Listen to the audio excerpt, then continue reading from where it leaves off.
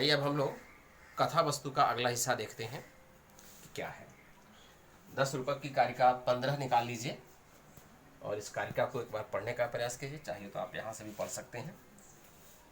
15वीं कारिका कहती है, प्रख्यातोत्पाद्य मिश्रत्व भेदात त्रेधा अपि तत्त्रिधा प्रख्यात मितिहासादे रुतपाद्यम कविकल्पितम मिश्रम च संकरात्ताभ्याम दिव्यमर्त्यादि भेदतः। इस कारिका को स्मरण कर लेना है, देख लेना है। अब इसका अर्थ लगाते हैं। यहाँ क्या कहा जा रहा है? कहा जा रहा है कि यहाँ से अर्थ लगाने का प्रयास कीजिए। पहले यहाँ आइए। तत् त्रिधा, वह 3 प्रकार का। कौन 3 प्रकार का? तो यहाँ जो आधिकारिक, प्रासंगिक पताका और प्रासंगिक प्रकरी की चर्चा की गई थी। तत् त्रिधा, वे 3 प्रकार के। त्रिधा भवती, 3 प्रकार के हो जाते हैं। वे 3 प्रकार के पुनः 3 प्रकार के हो जाते हैं। कैसे 3 प्रकार के हो जाते हैं? तो प्रख्यात, देखिए, उत्पाद्य और मिश्र, ये 3 के भेद से। प्रख्यात, उत्पाद्य और मिश्र के भेद से वह 3 प्रकार की कथा वस्तु पुनः 3 प्रकार की हो जाती है। अब इसको यहां से समझ लीजिए। कथा वस्तु 3 प्रकार की, जिसकी चर्चा हम पहले कर चुके हैं। आधिकारिक, प्रासंगिक पताका, प्रासंगिक प्रकरी, यह 3 प्रकार की हो गई।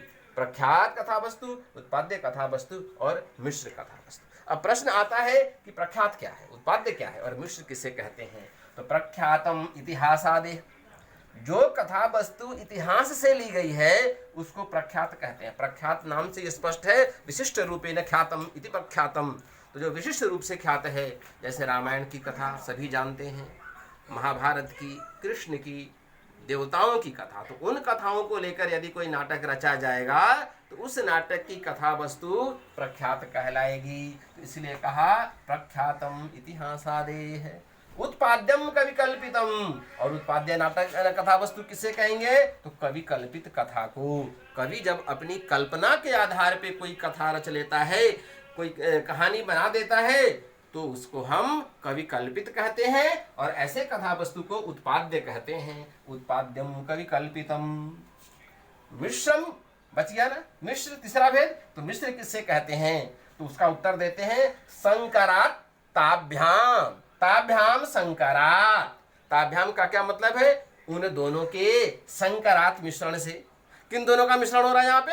यहाँ पे प्रख्यात और उत्पाद्य, इन दोनों का जब मिश्रण होगा तो तीसरे प्रकार की कथा वस्तु बन जाएगी, वो मिश्र कहलाएगी। तो उत्पाद्य और प्रख्यात का मिश्रण मिश्र है।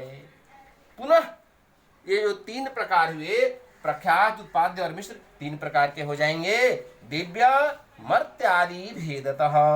दिव्य, मर्त्य और आदि। आदि का मतलब है दिव्य अदिव्य। तो इस तरह प्रख्यात, उत्पाद्य, मिश्र कथा वस्तु दिव्य, अदिव्य और दिव्यादिव्य भेद से पुनः 3 प्रकार के हो गए। तो इस प्रकार कथा वस्तु के कुल कितने भेद हो गए? 9 भेद हो गए। उन 9 भेदों को हम समझने का प्रयास करते हैं। इसको आप समझ गए होंगे। आधिकारिक, प्रासंगिक पताका, प्रासंगिक प्रकरी, इनके 3 भेद, प्रख्यात, उत्पाद्य, मिश्र। पुनः इनके 3 भेद, दिव्य, अदिव्य, दिव्यादिव्य। अब इनके भेदों को देख लेते हैं। तो ऐसे हम लिख लें, कथा वस्तु, आधिकारिक, प्रासंगिक और अप्रासंगिक पताका, प्रासंगिक प्रकार। इनके 3 भेद, प्रख्यात, मिश्र, उत्पाद्य। इनके भी 3 प्रख्यात, मिश्र, उत्पाद्य। इनके भी 3 प्रख्यात, मिश्र और उत्पाद्य। अब इन तीनों के 3 भेद हो गए, दिव्य, अदिव्य, दिव्यादिव्य। पुनः मिश्र के दिव्य, अदिव्य, दिव्यादिव्य। तो इसी तरह हम देखेंगे उत्पाद्य के भी 3 भेद, प्रख्यात के 3, मिश्र के 3, उत्पाद्य के 3, प्रख्यात के 3, इसके मिश्र के 3 और इसके उत्पाद्य के 3 भेद। अब टोटल कितने हो गए? गिनती कर लीजिए। 1 2 3 4 5 6 7 8 9 10 11 12 13 14 15 16 17 18 19 20 21 22 23 24 25 26 27। तो कथा वस्तु के कुल भेद कितने हो गए? 27 से चार्ट आपको याद कर लेना है। यहाँ शॉर्ट में मैंने लिख दिया है, कम स्थान होने की वजह से दिव्य, अदिव्य, दिव्यादिव्य। तो इस तरह कथा वस्तु के 27 भेद हो गए। मैं एक उदाहरण दे रहा हूँ प्रख्यात का उदाहरण अभिज्ञान शाकुंतलम नाटक की जो कथा है वो प्रख्यात है। उत्पाद्य का उत्तर रामचरितम, भवभूतिकृत उत्तर रामचरितम नहीं, मृच्छकटिकम को उत्पाद्य का उदाहरण मानते हैं और मिश्र का उदाहरण उत्तर रामचरितम को मानते हैं। इसी तरह जहाँ पर देवता पात्र है वह दिव्य कहलाएगा।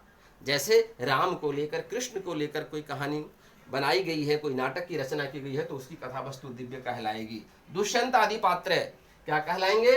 अदिव्य कहलाएंगे, मर्त्य कहलाएंगे। और दिव्या दिव्य, विक्रम उर्वशीयम में विक्रम उर्वशी, ये कैसी, ये कथा कैसी है?